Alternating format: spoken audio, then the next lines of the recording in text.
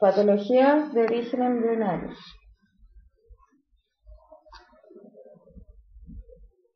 Cromosomas. Estructura diminuta con forma de filamentos que se encuentra presente en las células del organismo. Contienen alrededor de 30.000 a 35.000 pares de genes humanos, los cuales determinan el rasgo, el color de ojo, el color de cabello o el color de piel.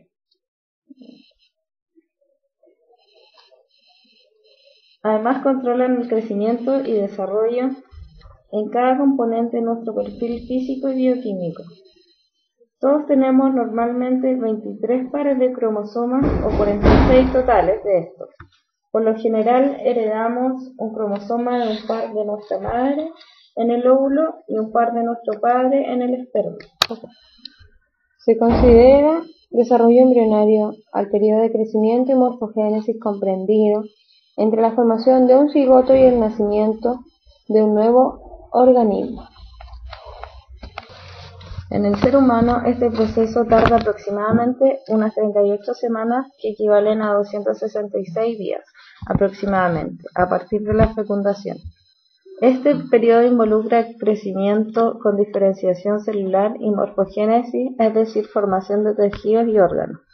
El término patología se asocia al sufrimiento o daño, además es la parte de la medicina encargada del estudio de las enfermedades en su más amplio sentido, es decir, como procesos o estados anormales de causas conocidas o desconocidas.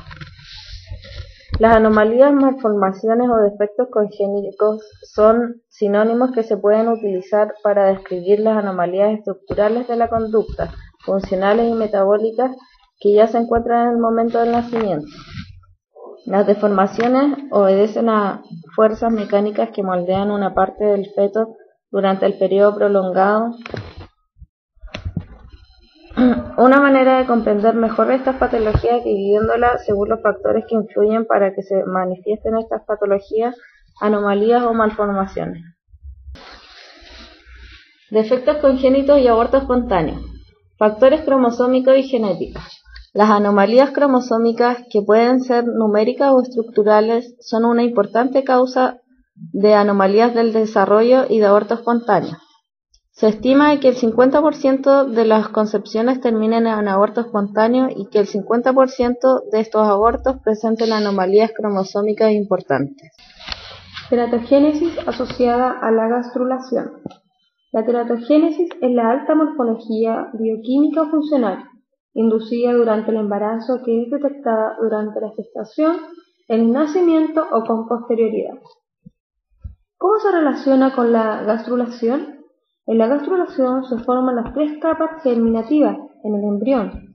Se caracteriza por una extensa serie de movimientos morfogenéticos y coordinados mediante el cual se establece el plan estructural orgánico primitivo del organismo.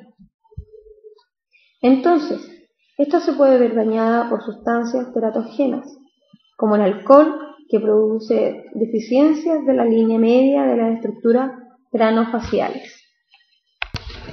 Patologías que se desarrolla en la placenta. A medida que el feto crece, aumenta la demanda de principios nutricionales y otros factores, lo cual determina los cambios más importantes en la placenta. El más destacado entre estos es el incremento de la superficie entre los componentes maternos fetales para facilitar el intercambio. La disposición de las membranas fetales también se modifica y la producción de líquido amniótico aumenta. Los eritoblastos son células de la médula ósea que da origen a los glóbulos rojos de la sangre.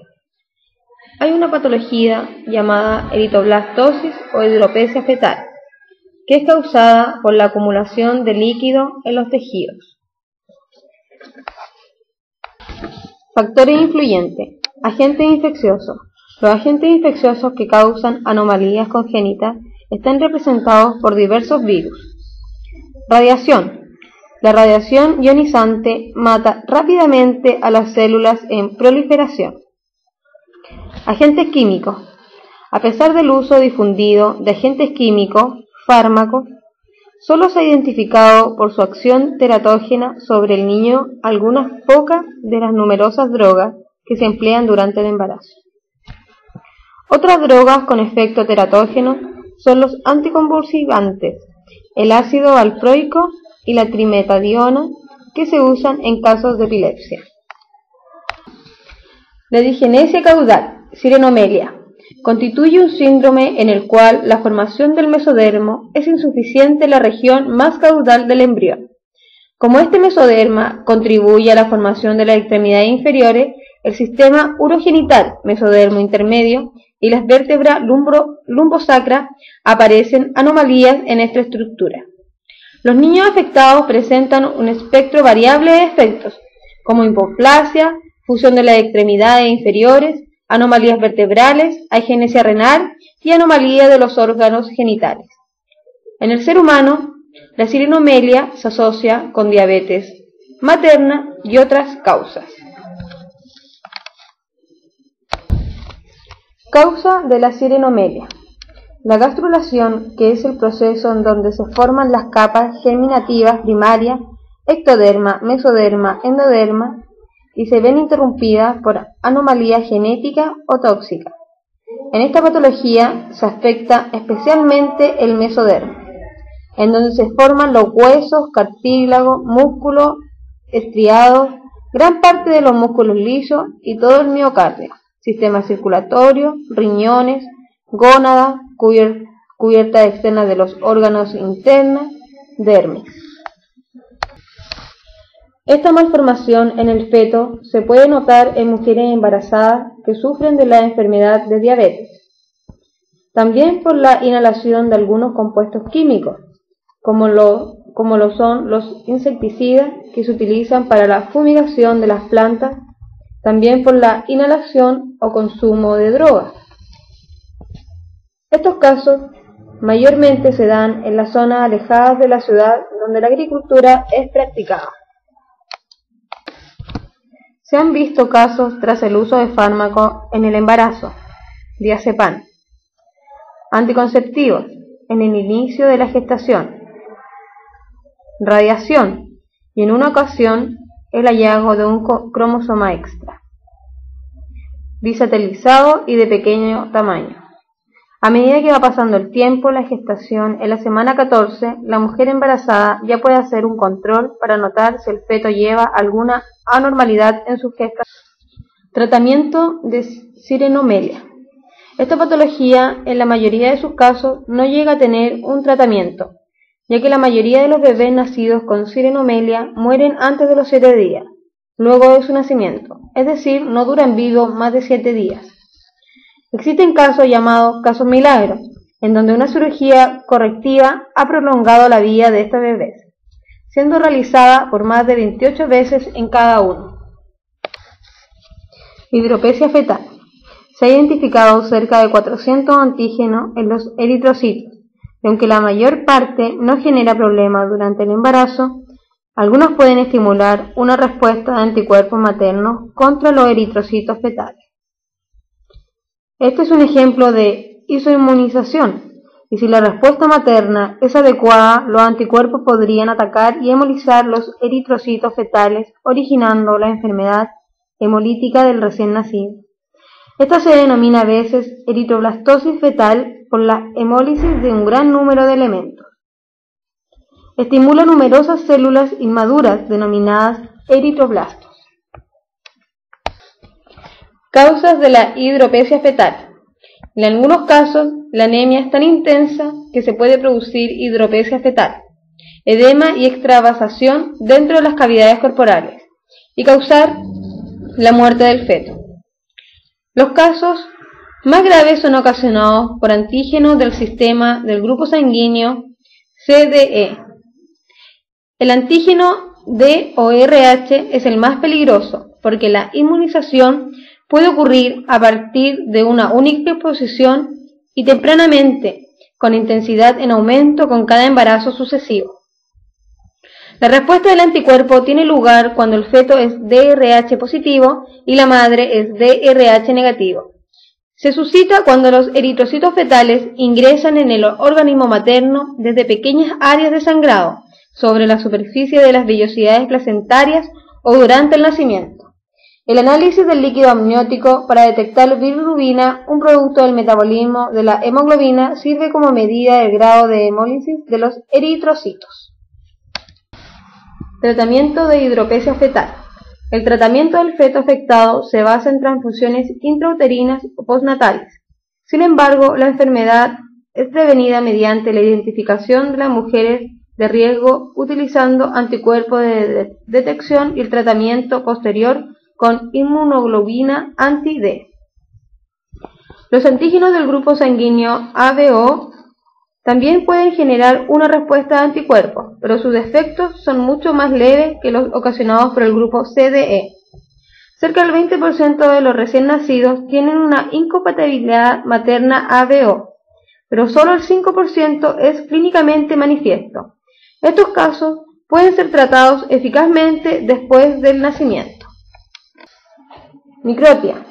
Se refiere a una anomalía congénita del oído externo, ya sea en su tamaño o en su morfología, que puede presentarse en forma variable desde un pabellón auricular más pequeño hasta la ausencia completa del pabellón.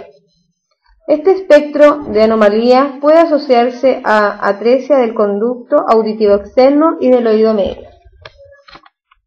Comúnmente, la microtia se expresa en grados de 1 a 4, en el cual el grado 4 corresponde a la anotia. Es una anomalía de diagnóstico obvio, por lo que las diferencias de frecuencia entre los distintos centros seguramente son reales y no debido a falta de diagnóstico o a sobreriego. La microtia puede presentarse en forma aislada o como parte de un síndrome malformativo. Causas de la microtia. Las formas asociadas a menudo tienen una causa genética, formando parte de síndromes, asociaciones o secuencias malformativas, entre las cuales destacan el espectro óculo-aurículo. La etiología de esta anomalía es desconocida, pero se sugiere que el mecanismo de producción sea una disrupción, una alteración del flujo vascular durante el desarrollo, pero lo más común son casos esporádicos, compatibles con una herencia multifactorial. Entre los factores ambientales, la microtia se ha asociado con el uso de ciertos teratógenos como la talidomida, el ácido retinoico, el alcohol y la diabetes mellitus. Tratamiento. Las personas afectadas pueden sufrir de problemas psicológicos derivados de este defecto, visible y difícil de ocultar, y además alteraciones funcionales relacionadas donde un alto porcentaje de ellas sufren de un déficit importante de la audición, lo que obliga a tratamientos especializados y multidisciplinarios. Reconstrucción del injerto de la costilla. Una costilla se quita y se utiliza para proporcionar el marco para el oído reconstruido, realizado generalmente después de la edad de 6 años para asegurar que el oído ha parado de crecer y la jaula de la costilla es bastante grande y proporcional en la materia dispensador del aceite necesario. La reconstrucción auricular del injerto de la costilla requiere 3 a 4 procedimientos quirúrgicos para la microtia unilateral y 5 o más para la microtia bilateral. Reconstrucción del tejido suave. Esta opción es la que se usa más frecuentemente cuando el paciente tiene una microtia anormal. Por ejemplo, la tapa o la parte inferior del oído falta, pero el resto del oído está presente y un tamaño normal.